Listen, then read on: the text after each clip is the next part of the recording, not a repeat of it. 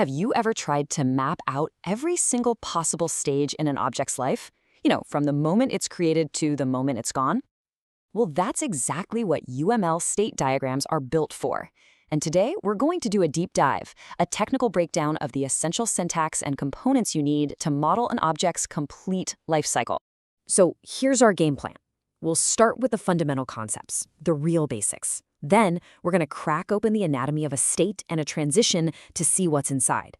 After that, we'll look at the different event triggers, the things that cause change. And we'll wrap it all up with some powerful advanced constructs that help you handle serious complexity. All right, let's get right into it. First up, what are the core building blocks of a state machine? We need to establish the main purpose and get a look at the essential visual elements you'll be working with constantly.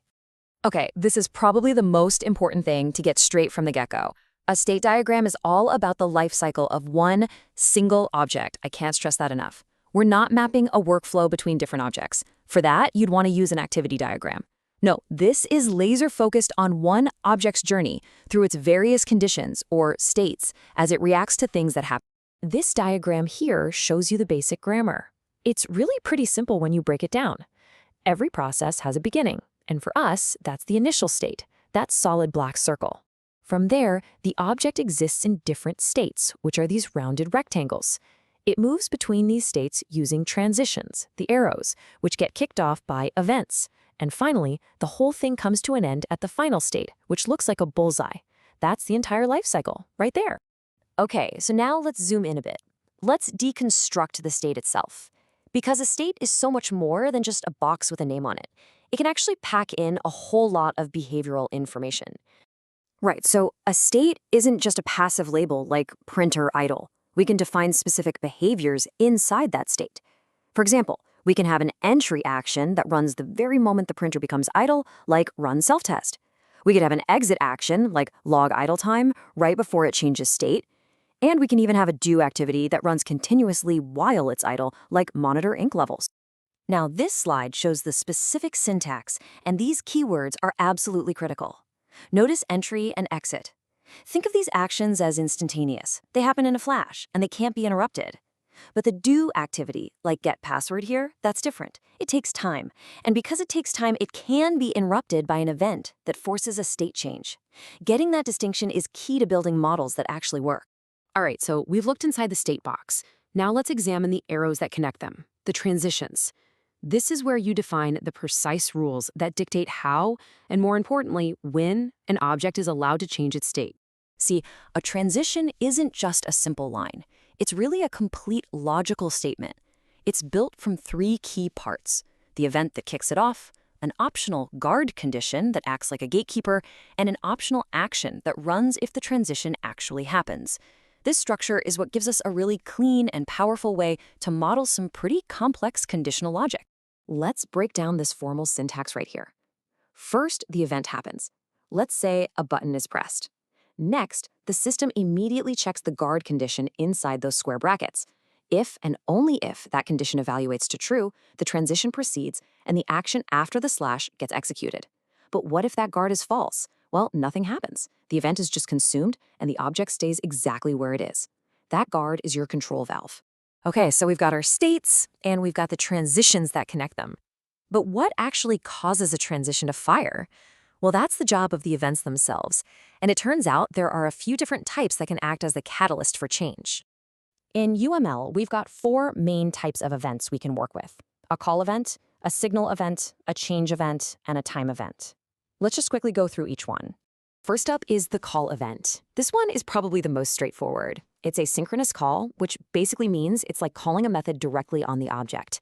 The key here is synchronous. The code that made the call actually waits for the operation to complete before it moves on. This bank account diagram is a perfect example. That withdraw function is a classic call event. When that method is called, the state machine jumps into action, checks the guard conditions, and decides what to do. If the balance is too low, boom, it transitions to the rejecting withdrawal state. If the money's there, it goes to accepting withdrawal. It's a very direct, conditional flow. Next up, we have the signal event. Now, this one is pretty much the opposite of a call event.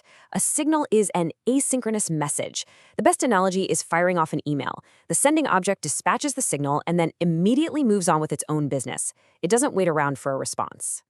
And you know, state machines can be both senders and receivers of these signals. So here, you see the overdrawn account state is actually performing an action to send out a signal.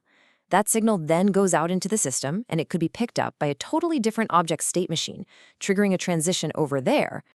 A change event is a bit different. It's not triggered by some explicit external call or message. Instead, it fires at the precise moment a specific condition that the system is watching becomes true. It implies that the system is constantly monitoring that condition as long as it's in that state. Take a look at this. That transition labeled balance greater than 5,000/notify manager, that's a change event in action. So, as long as the account is chilling in the in-credit state, the system is just watching that balance. The very instant that balance ticks over to 5,000 or more, that Boolean expression flips to true. And bam, the notify manager action fires immediately. And finally, we have time events. These are absolutely essential for modeling anything that depends on time passing. I'm talking about system timeouts, processing delays, or actions that need to happen at a specific scheduled time in the future. And this diagram shows a really clean, simple use case. The keyword after is what you use to set a relative timer.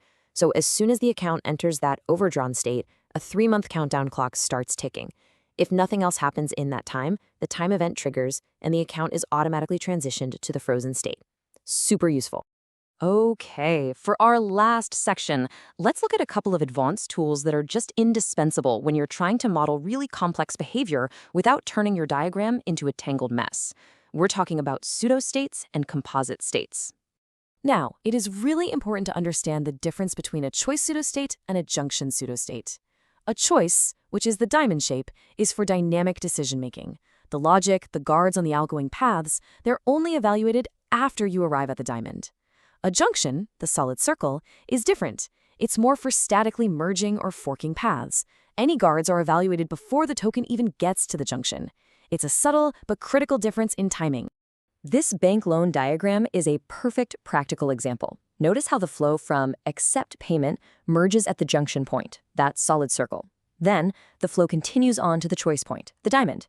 It's only there that the payment amount is dynamically checked, which then routes the flow to overpaid, fully paid, or partially paid based on the result. It's just a much cleaner way to handle complex branching logic. And finally, we have composite states. Honestly, these are a total game changer for managing complexity. They literally let you nest an entire state machine inside a single state. But where it gets incredibly powerful is with something called orthogonal states. This means a single state can have multiple independent submachines running in parallel at the same time. Imagine an object that is simultaneously processing input in one region while it's also updating display in another. It lets you model complex components that have concurrent, independent behaviors all inside one tidy, high-level state. It is a truly elegant solution for handling real-world complexity.